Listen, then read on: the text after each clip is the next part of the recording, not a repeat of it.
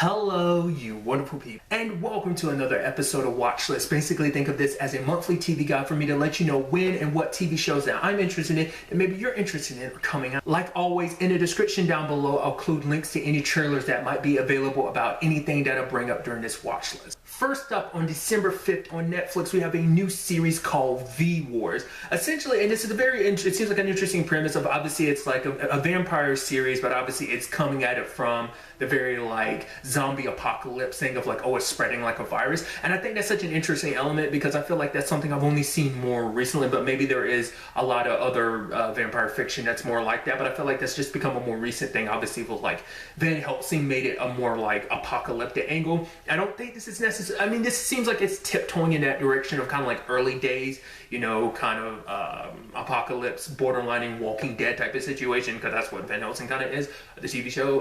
But this seems like it might be kind of similar to The Passage at the very least, maybe going a little faster paced and maybe like the events of The Passage. Regardless, I'm going on a bit of a tangent, but essentially like the main character is this doctor who's trying to save his best friend, who becomes like, I guess, basically patient zero, and then it starts spreading from there. Like obviously we don't know how deep like the vampire lore kind of goes in this universe. Like, was it something that was buried for so long and then resurfaced, or had vampires been hiding this entire time? Like what the whole cause of the situation is. But I think it's interesting, well, many levels. One, the main character is played by, one of the main characters at least, is played by Ian Somerhalder, who obviously, if you don't know, played Damon Salvatore on The Vampire Diaries. So just him in another, you know, vampire fiction, I think is kind of neat.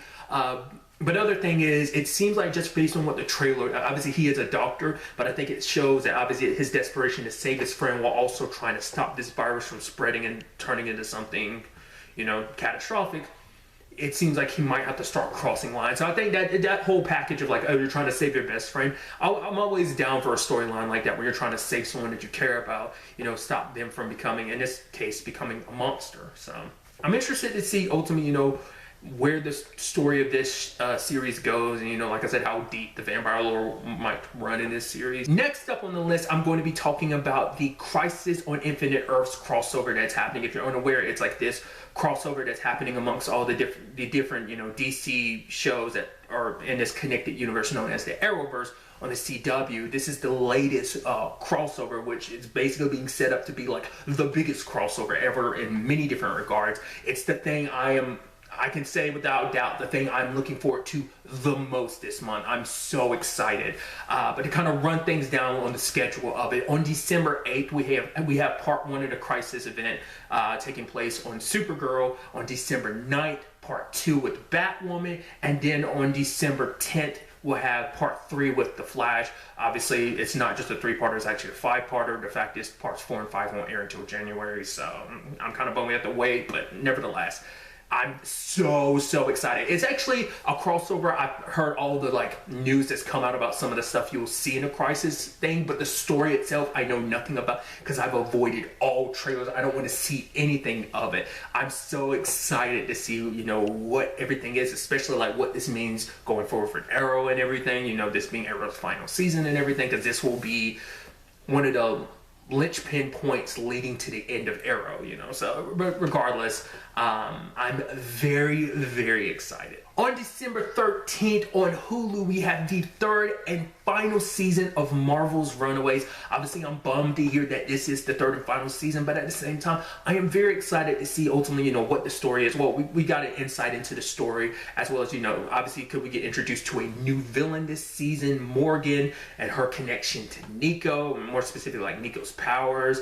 And then obviously, we're picking up the whole storyline from last season of like, we're still not done with the Gaborum, so we still got that kind of going at the same time. And obviously, like, where the kids left off in season 2, no spoilers, but somewhat spoilers, it just, they weren't all in the best situation at the end of season 2. So to see them, you know, them potentially, you know, coming back together and facing these threats, obviously, and it's something I've talked about on multiple videos on this channel. Obviously, we have the appearance of Cloak and Dagger They're going to make a one episode appearance this season as well, so that's pretty dope. So all of that has got me super excited to see what this final season of Marvel's Runaways has in store for us. On December 20th on Netflix, we have the new series The Witcher, obviously based off, because this series is based more so on the books than it is the video game. I'm not familiar with either. I've never read the books. I've never played any of the games. In fact, this is actually taking place, I think from what I was reading, what this story is kind of based on is stuff that's prequels to even the books. So it's going to be interesting. Basically, the premise is we're following Garrett, who is a monster hunter, basically.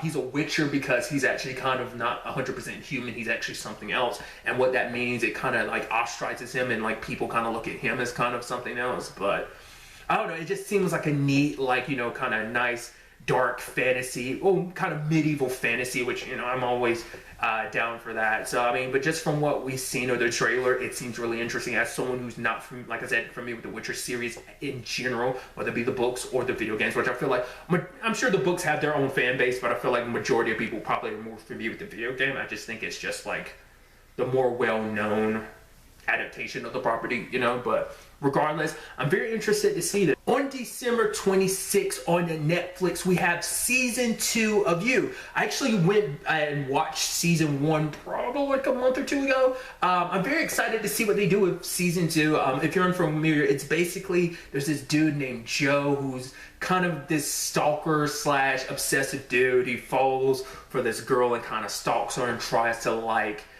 implant himself in her life. It's this very like psychological thriller aspect. And without spoiling it for anyone that hasn't seen season 1 took some very, very interesting turns. I was actually kind of like, whoa. Season 1's finale coming on, like, I don't know why there's a part of me that was kind of hoping it would end differently, but the fact is it ended the way it did was kind of very befitting at the same time. But there was also a big reveal at the end of it, and it's like, well, what the hell does that mean for season 2? From what I remember reading or something, I think that it's in a new location. It's not in the same place that season 1 took place.